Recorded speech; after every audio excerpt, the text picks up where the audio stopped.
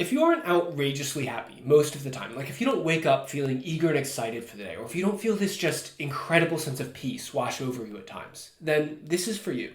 Because I'm going to talk about a phenomenon I call unconscious unhappiness. And it's not a bad thing, it doesn't mean anything's wrong, but this is something that I think we all go through at times. And it's super important because once we understand what it is, how it shows up in our lives, then we can take some pretty simple steps to fix it. Because I believe that we all deserve to feel joyful and fulfilled pretty much every single day.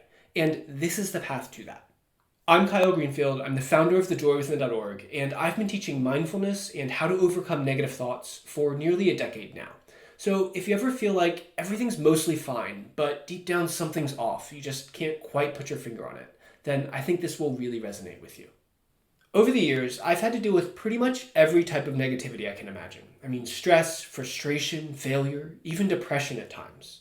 But I've also generally had a good life. I mean, nothing was wrong. But for years, I just had this sense that something was off, and I couldn't figure out what it was. I couldn't reconcile it. I couldn't figure out why, on the surface, life was mostly good, and yet I still had this yearning, like something was missing. Back then, I didn't realize that this is probably the most common problem that we face, and no one talks about it. So I started to call it unconscious unhappiness. It's when nothing's wrong, but something isn't quite right. Often something we can't name or describe. And this can show up in a lot of different ways. It can be a sort of background tension or stress, but we just keep plugging along.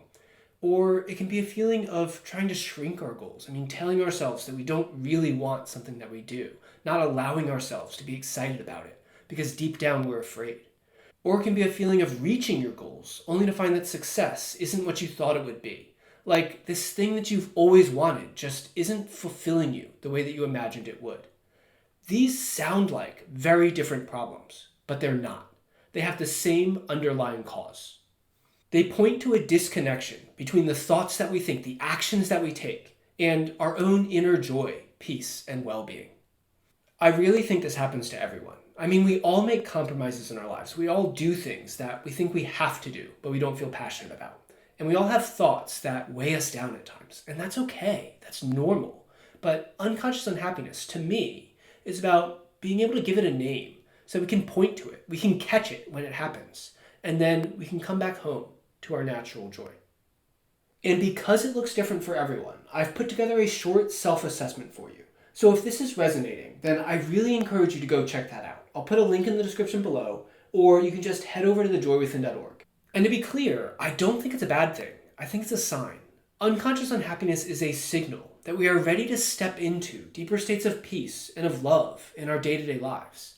Personally, I think of it as a calling from a higher version of myself, that it's time to become the person that I know deep down I am capable of being. And that twinge of negativity, that feeling that something is off, is just like a notification, a reminder that I've stepped off my path just a little bit, and it's time to come back. And the solution for that, always, is to reset, to come back to center, to come back into alignment. That is our path. And it's not hard. We just have to know how to do it. So I just want to quickly go through what I call the 7 masks, the 7 most common ways that this shows up in our lives. And then I will outline the simple framework that I use to come back into alignment, which works every time. I think one of the trickiest things about this problem is that it shows up differently for everyone. And that makes it hard to pinpoint and hard to know how to fix. But broadly, I think that there are 7 main types. And I call these the 7 masks because they're very often just hiding in plain sight. They're right in front of us. We just don't see them for what they are. The first, I call the slow burn. This is a persistent low-level stress or tension. It's the feeling of always being on, always carrying the weight, always pressed to get through the next thing. Then there's the stuck spiral. This is when we just keep repeating the same patterns over and over and over again. And it feels like frustration or a lack of progress. Like, why can't I just get past this? The third one is something I call the quiet I can't. It's self-doubt, but often shows up as hesitation or indecision or procrastination. It's when you really want something, but deep down you don't think it's possible. So you try to compromise, you try not to want it, or you kind of sort of make a half-hearted effort, but you don't really believe it. Next is the selective should. This one's tricky because it often looks like success. It looks like life is pretty good. But the reality is, you're living the life that you think that you should be living, not the life that you know is right for you. That should might come from your family, from your culture, or even from yourself. But it leaves a hole, even when you think that you're doing everything right. Number 5, I call the expectation illusion, and we've definitely all been here. You imagine how something will happen, how it will feel, but then life doesn't turn out that way. The expectation sets you up for disappointment because unconsciously it leaves you fighting against what is. And that's a fight that you just can't win. Then there's the meandering monkey, and this is the classic monkey mind. Thoughts wander in out of nowhere. You keep going over the same things in your head over and over again. You try to quiet the mind, but you can't. It's exhausting, and it keeps us from being truly present. And last but not least is what I call the lost spark.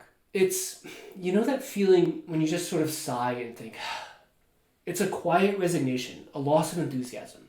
And it's so tricky because most often this happens gradually, over years. We just gradually settle for feeling just fine or just okay instead of absolutely amazing or on top of the world. And I think that's the real challenge with each and every one of these, is that very often they're not bad enough to make us want to change. They just drag us down just a little bit, and we get used to carrying around that weight. We get used to that feeling of discontent. And we tell ourselves that it's normal, that it's okay not to be truly unconditionally happy and alive and fulfilled. And in that process, we forget that it's a choice. Every single one of these is a choice. It is a choice to let ourselves feel weighed down, and it is a choice to lift ourselves back up. So how do we do that? Well, remember a few minutes ago, I said that fundamentally, unconscious unhappiness is a disconnection from our natural inner joy. The little voice in our head gets in the way. So the solution is actually pretty simple. All we have to do is come back and reconnect. That's called alignment. Alignment feels like turning down the volume on that little voice in your head, so you can turn up the volume on your natural inner joy. It feels like being whole again, like being your full self again. And it isn't hard. We just have to follow the path of alignment. There are 5 steps. First, we do whatever it takes to step back and reset. We catch the negativity. We call it out to ourselves. Then we turn within. We reconnect with our natural inner joy. Once we feel centered, we can begin to shift our self-talk. We reach for a better feeling thought, one tiny little step at a time. Gradually, this will lead us to realign our beliefs. We stop carrying around those old ideas and fears that are no longer serving us. And when we get those 4 steps right, that leads us into alignment. And the only thing left to do is to act from a state of calm, confident center, a state of clarity and inspiration. Aligned action feels like flow. It feels like knowing with absolute certainty that this is the right next step, that you are on track exactly where you are.